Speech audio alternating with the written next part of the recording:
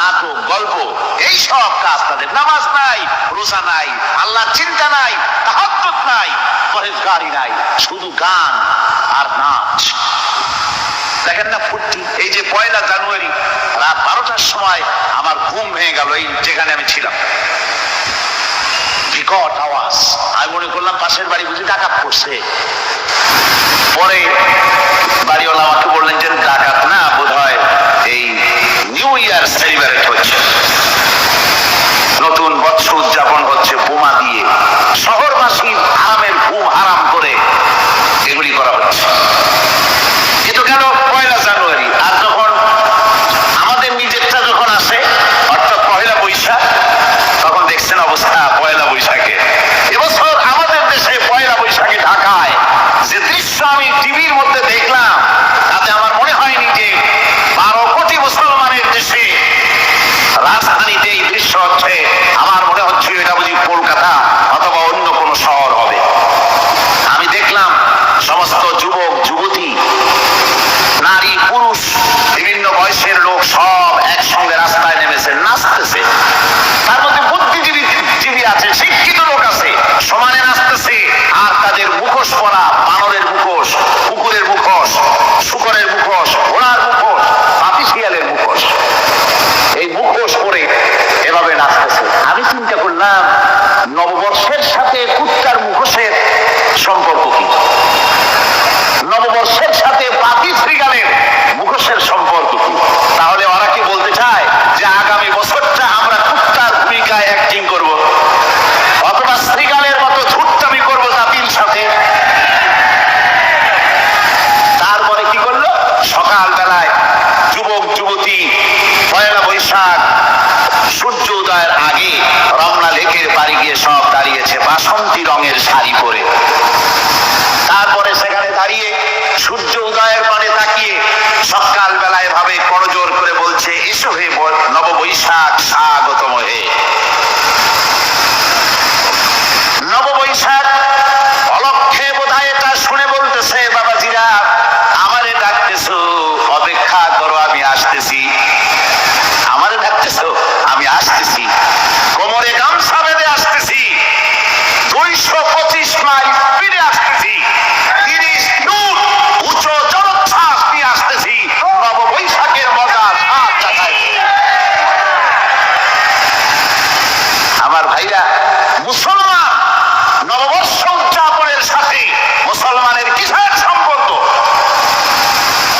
মুসলমান যদি এই দিন উদযাপনই করে, তাহলে তাকে করতে হবে ফজরের নামাজ পড়বে। মুসলমান নববর্ষ উদযাপন করবে, ফজরের নামাজ পড়বে, তারপরে কোরআন শরীফ তেলাওয়াত করবে, দরুদ শরীফ পড়বে, আল্লাহর দরবারে হাত তুলে বলবে, রব্বুনা রাব্বিন, 1 বছর পার করে দিলাম, নাফরমানি ছাড়া কিছুই তো করি নাই, বিগত বছরে যা করেছি মাফ করে দাও, আগামী বছরটা গোটা জাতি আর দেশের জন্য কল্যাণকর মঙ্গলময় করে দাও। এটাই তো বলা উচিত ছিল নাকি? বলে তা না করে, তা না বলে, বৈশাখের পরিচালককে না ডেকে সরাসরি বৈশাখকে আহ্বান করা হয়েছে। আর বৈশাখ আহ্বান করার মজা জনমের মতো দেখাই দিয়েছে। আল্লাহ রাব্বুল আলামিন তাই বলেন, কাফেররা তাদের কাজ হলো শুধু খাওয়া, তারা এমন খাওয়া খায়, জনমের মতো খায়। ইয়াকুলুনা কামা তাকুলুল আনাম, জানোয়ারে যেমন খায় ওই রকম খায়। তার মানে খায়, একটু বিসমিল্লাহ কয় না, খায় যখন ছেড়ে দেয় তখন আলহামদুলিল্লাহ বলে না, মা হত্যা খায়, আবার মা হত্যা খায়। ডাব একটা কাটলো, বিসমিল্লাহ নাই, খাইলো, 2-4 ঢোক খাইয়া পুরা ডাবটা ফেলাই দিল। ডাবটা কি তোমার বাজান তৈরি করছিল নাকি? একটু বিসমিল্লাহ বললা না, একটু শুকরিয়া আদায় করলাম। আমি গত এই যে ডিসেম্বর গেল, ডিসেম্বরের 16 তারিখ আমেরিকা থেকে এসেছি। ওখানে দেখলাম তারা প্রতি নভেম্বর মাসের শেষ বৃহস্পতিবার থ্যাঙ্কস গিভিং ডে অবজার্ভ করে। তা আমি জিজ্ঞেস করলাম, থ্যাঙ্কস গিভিং ডে জিনিসটা কি? ওরা বললো, এটা হচ্ছে এই যে গড আমাদেরকে সারা বছর ভালো খাওয়াইছে, আমাদেরকে ভালোভাবে পড়াইছে, সুন্দর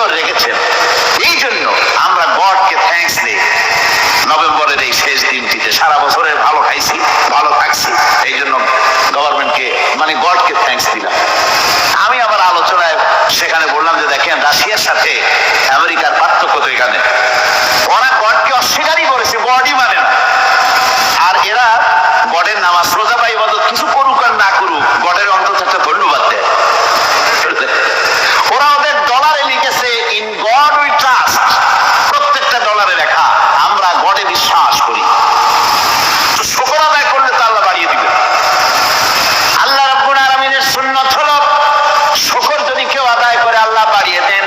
লা ইন শাকারতুম লাযীদান্নাকুম ওয়া লা ইন কাফারতুম ইন্না আযাবী লাশাদীদ।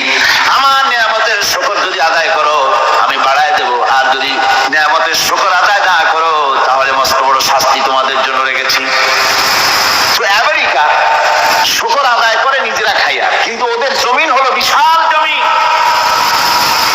আমি কয়েকবার গিয়েছি এবং বহু স্টেট সফর করেছি। ওদের জমিন এত ফার্টাইল, জমিনে যদি রীতিমতো তারা ফসল ফলাতো, এই ফসল সারা দুনিয়ার দরিদ্র ভূমুক্ষ জনতাকে খাওয়াইয়া বাঁচাইতে পারত।